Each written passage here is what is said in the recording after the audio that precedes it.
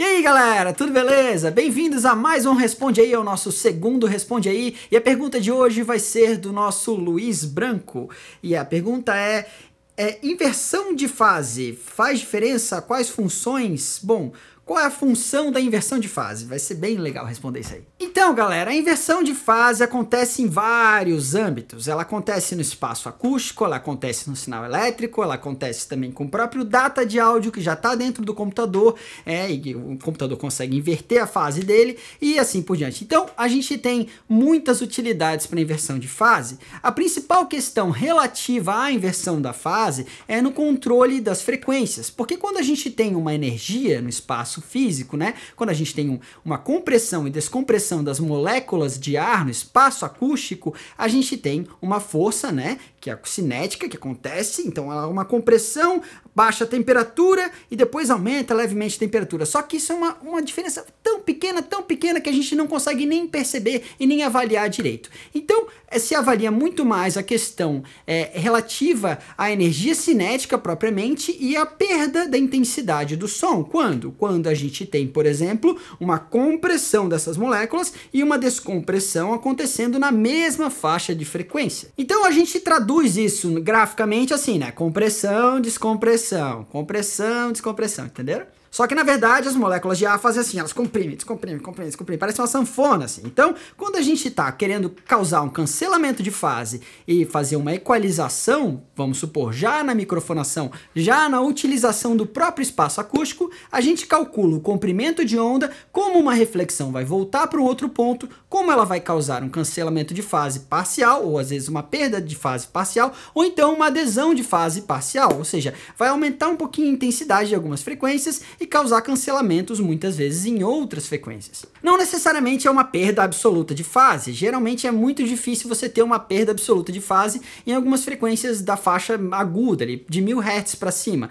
mas para baixo fica um pouco mais fácil, porque o comprimento de onda é muito grande, então os cômodos nas casas e nos ambientes acabam não conseguindo representar muito bem determinados comprimentos de ondas de frequências mais graves e subgraves, então isso causa um cancelamento de onda. Vamos supor que tá com uma onda aqui, se comprimindo, descomprimindo, aí ela reflete e daí ela volta na descompressão justamente, então isso causa um cancelamento de fase bem aqui no meio.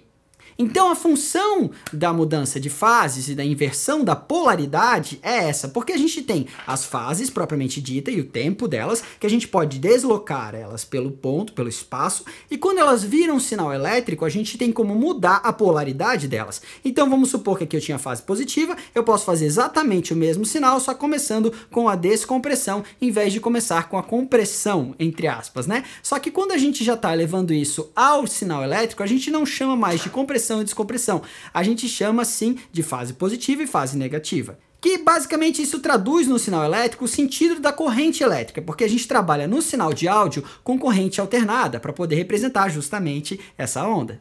Então isso serve para mudar as características timbrísticas de um determinado instrumento, ou de durante uma gravação, ou então num sintetizador, ou então quando a gente quer deslocar as fases, parecer que tem mais de uma pessoa falando, ou mais de um sinal saindo, aí dá uma sensação parecida com uma polifonia. Não é exatamente uma polifonia, mas fica parecida, porque muitas vezes os sinais, aliás, na maior parte das vezes, fora os sintetizadores que são capazes de reproduzir uma sine wave, que é uma onda senoide perfeita, num ambiente acústico, um som normal gravado num ambiente normal, ele tem características de harmônicos. Então, alguns harmônicos desses às vezes vão fazer assim, né? Você tá lá com a compressão e a descompressão, só que no meio você vai ter um negócio assim, né? Uou, uou. E a fase não necessariamente tá indo para a polaridade negativa, né? Ela tá simplesmente tendo um harmônico ali no meio que parece que ela tende àquela polaridade, mas ela continua ainda numa fase positiva da frequência fundamental. Só quem veio para baixo às vezes é um harmônico. Então quando a gente coloca um pouquinho para frente, às vezes a gente cancela a fase daquele harmônico, então a gente tira aquele harmônico da música, a gente tira aquele harmônico do som original. Isso muda muito o timbre das coisas, então para isso que serve mover as fases, tá? Para parecer que tem mais coisas,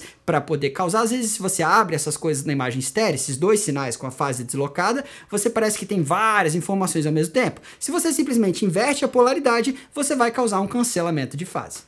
Uma coisa muito comum é se inverter a polaridade quando a gente grava, vamos supor, uma caixa de bateria, principalmente quando os dois microfones estão a 180 graus de distância, quando a gente tem uma captação, por exemplo, feita no top da caixa e uma outra na esteira. Então a gente acaba tendo 180 graus. Isso provoca um cancelamento de fase total na maior parte das vezes. Não é exatamente total, mas é muito próximo a isso, porque não é perfeita distância e não é com todas as frequências, é com algumas frequências. Então algumas frequências são enfatizadas e outras são reduzidas. Muitas vezes o problema principal é na frequência fundamental da caixa, quando a gente está com uma microfonação assim. Então muitas vezes o que se faz é inverter a polaridade de um desses microfones, geralmente o microfone que capta a esteira da caixa.